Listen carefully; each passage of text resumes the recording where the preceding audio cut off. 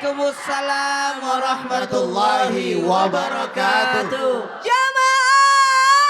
Yeah. Oh jamaah. Yeah. Alhamdulillah. Raditu billahi rabba wa bil islami dina wa bi Muhammadin sallallahu alaihi wasallam nabiyya wa rasulah. Allahumma sholli ala sayyidina Muhammad wa ala ali sayyidina Muhammad. Apa kabar jamaah? Alhamdulillah. Luar biasa. Sebelum kita belajar sama guru-guru kita saksikan dulu yuk tayangan yang berikut ini. Abdul Mukti menjelaskan bahwa keputusan libur 1 bulan selama Ramadan harus terlebih dahulu dikoordinasikan dengan kementerian terkait lainnya seperti Kementerian Agama, Kementerian Dalam Negeri. Libur sekolah selama 1 bulan akan diumumkan setelah ada keputusan dalam rapat kabinet. Aduh, mending kayaknya ya puasa ini nanti libur aja. Ini libur aja ya? Enggak, tapi bingung juga. Nanti Kenapa? murid-muridnya lupa belajarnya. Oh gitu, bingung ya Bu ya? Bingung. Ada plusnya, ada minusnya. Emang gak gampang jadi pemangku kebijakan tuh gak gampang ya Bu ya? Oh, udah pernah rasain ya? Bukan Ustadz, ini kan point of view sebagai masyarakat biasa gitu. Oh, serba salah ya. Serba salah. Menurut Ustadz bagaimana? Ibu dari mana? Siapa Dari namanya? Lampung, Tanggamus. dari Lampung. Oh, namanya? Namanya Yeti Rahmawati. Ibu Yeti Rahmawati. Baiklah, Ibu setuju gak kira-kira kalau Ibu? Kalau saya terus terang sebagai guru setuju. Oh, sebagai guru setuju. Baiklah, Ustadz bagaimana nih dalam pandangan Ustadz Maulana kira-kira? Makasih Ya, Bu. terima kasih. Tabe pun. Satu hal buat kita izin Habib dan Ustazah. Masya Allah tabarakallah. Apapun kebijakan yang sudah diputuskan oleh pemerintah, terima. Yakin pasti sudah dipikirkan matang-matang. Karena tadi sudah disampaikan melibatkan banyak kementerian. Bukan hanya Kementerian Agama, pasti ada unsur pendidikan ini dan sebagainya. Mohon maaf tanpa menggurui, ketika ada keputusan yang menurut kita merugikan, mungkin ada pelajaran dan hikmah di baliknya. Mohon maaf atas keterbatasan kita. Kepala boleh sama bulatnya, isinya belum tentu sama. Disinilah pentingnya ada musyawarah. Kalau berbicara tentang ini langsung kita terkait dengan libur Ramadan, semua ada plus minusnya. Plusnya alhamdulillah anak bisa ibadahnya lebih bagus, dekat sama keluarga. Minusnya ibu lagi repot. Gimana nih anak-anak, nanti tambah kurang belajarnya dan semuanya. Mohon maaf tanpa menggurui, ketahuilah manusia itu tidak luput dari salah dan lupa. Maka kalau ada pun diminta keputusan, libatkan banyak pihak. Sehingga apapun yang kejadian yang hasilnya, plus minusnya orang bisa menyikapi dengan menerima. Dan ibaratnya mohon maaf ya wajar lah. Gini, tapi kalau ada wacana libur sebulan, saya juga senang. Kenapa? Anak-anak saya bisa pulang ke Makassar kan? Ya, bisa mudik lebih awal. Nah, kita sebagai orang daerah yang ada di luar kota dan harus balik lagi, itu justru anak-anak lebih suka. Tapi kalau berbicara tentang saya sebagai guru, saya juga agak kurang setuju. Karena anak-anak harus dibimbing oleh guru, nilainya dan sebagainya. Tapi kalau mau jalan solusinya, kasih tugas di rumah. Dulu kan ada namanya buku Amalia Ramadan. Oh iya, saya masih ngerasain. Jalankanlah Betul. buku Amalia Ramadan. Sholat raweh udah apa belum? Tanda tangan, ngaji. Sholat witir udah apa belum? Udah belum. Jadi ngaji bagus. berapa halaman ya? Ya. Zaman dulu. Itu yang bagus. Jadi semua tetap tidak ada yang dirugikan. Baik, jazakallah khair. Ustadz Maulana sangat bijaksana sekali. Kasih tepuk tangan dulu dong Bu. Emang kita kalau mau belajar adab, belajarnya sama guru kita ya Ustadz Maulana ya. Masya Allah, tabarakallah. Jamaah. Ini ibu-ibu, bapak-bapak yang ada di rumah. Kerja capek apa enggak? Capek. Dulu waktu sekolah capek apa enggak? Nyari kerja, belum kerjanya nih, baru nyari kerjanya aja. Capek apa enggak? Aduh, membina rumah tangga capek atau tidak? Oh capek semua ya Bu ya, kenapa itu ya Bu ya? Kita kadang-kadang sebagai manusia ngerasa capek mulu ya. Jadi suami capek, jadi istri capek, jadi anak capek terus pokoknya. Karena ternyata dunia ini tempatnya capek, nanti istirahatnya di surga. Itu tema kita pada pagi hari ini. Kasih tepuk tangan dulu dong Bu. Sebelum kita belajar sama Habib Utsman, kita saksikan dulu yuk video yang berikut ini. Allah Habib, Sedih rasanya kalau melihat seperti itu, malu ya. Kita kadang-kadang sholat suka males-males gitu ya. Sedangkan banyak saudara-saudara kita yang kurang dari, banyak kekurangannya tapi sholatnya lebih semangat daripada kita, subhanallah. Bib, ada yang bilang kalau dunia ini itu kan memang tempatnya capek karena dunia memang Allah ciptakan sebagai ladang akhirat. Maksudnya gimana Bib? Mohon tausiahnya. Ya akhir afwan Ustaz Maulana, Ustaz Syam, Caca. Bismillahirrahmanirrahim. Assalamualaikum warahmatullahi wabarakatuh. Alhamdulillahi rabbil alamin wassalatu wassalamu ala sayyidina wa nabiyina wa maulana Muhammadin wa ala alihi wa sahbihi ajmain, amma ba'du. Segala puji bagi Allah Subhanahu wa taala yang telah memberikan kita nikmat iman, nikmat sehat wal afiyah, yang insya Allah penonton di rumah dan penonton di studio mendapatkan ilmu yang bermanfaat dari guru-guru kita, bisa diamalkan dalam kehidupan yang sehari-hari. Amin, amin ya Allah ya Rabbal. Amin. Dunia adalah tempat mengumpulkan amal ibadah sebanyak-banyaknya. Dunia adalah ladangnya akhirat. Maka setiap yang diciptakan oleh Allah Subhanahu wa taala di dunia ini bisa jadi untuk dijadikan sebuah bekal menuju ke dalam akhiratnya Allah Subhanahu wa taala. Ini termaktub di dalam kitab Ihya Ulumuddin karangan Imam Ghazali radhiyallahu an. Semoga Allah berikan keberkahan kepadanya.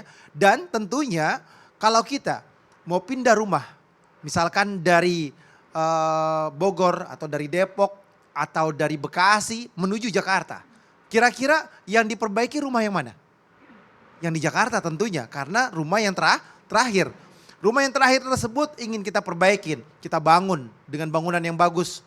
Bila perlu 4 lantai, di bawahnya ada kolam renang, ada parkiran, ada ini, ada itu, dan lain sebagainya. Perindah, percantik, nggak usah banyak-banyak, 2.000-5.000 meter cukup. Tapi tengah kota. Tapi tengah kota, boleh niat yang setinggi-tingginya atau cita-cita pengen masuk surga yang tempatnya itu dekat dengan Rasulullah. Di mana aja nggak apa-apa, yang penting surga dekat Rasulullah, satu komplek, nggak apa-apa. Mau Firdaus nggak apa-apa, mau surga apa lagi. Nah, bebas mau di mana aja, yang terpenting apa? Yang penting adalah apa yang engkau cita-citakan sesuai dengan apa yang kau lakukan.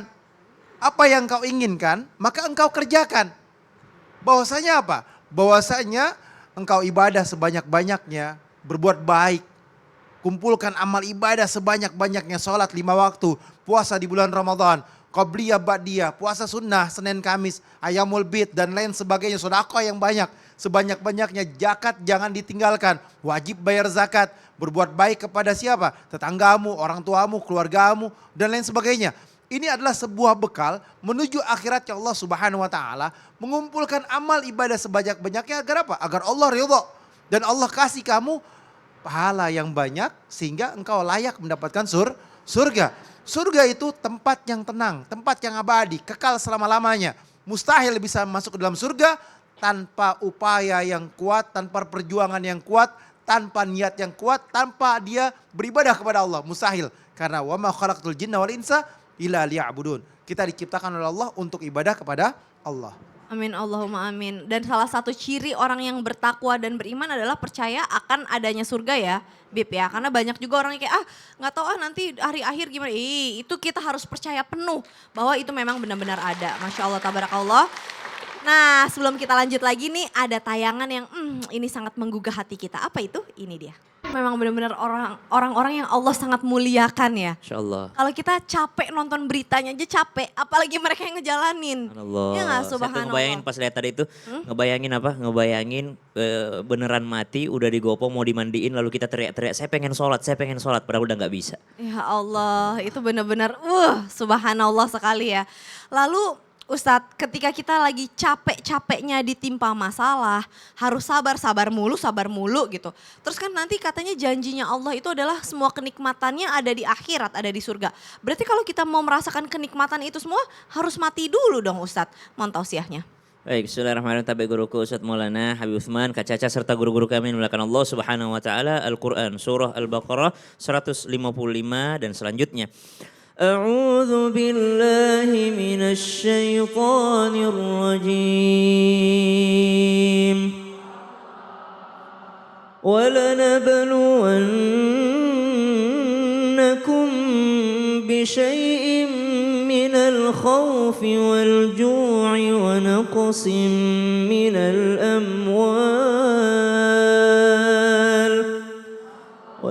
ونقص من الأموال والأنفس والثمرات وبشر الصابرين.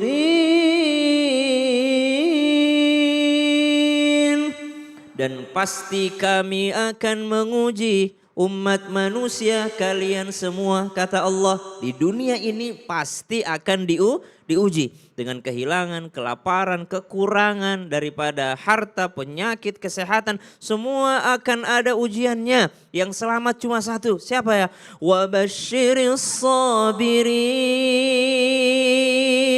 Berikan kabar gembira bagi orang-orang yang sabar. Loh, kok diuji kok dikasih kabar gembira? Bashir itu artinya Bu dikasih selamat. Selamat, Anda sedang kena musibah. Mau Bu digituin Bu? Kapan nanti digituinnya? Nanti di akhirat digituin. Digituin sama siapa? Nabi SAW.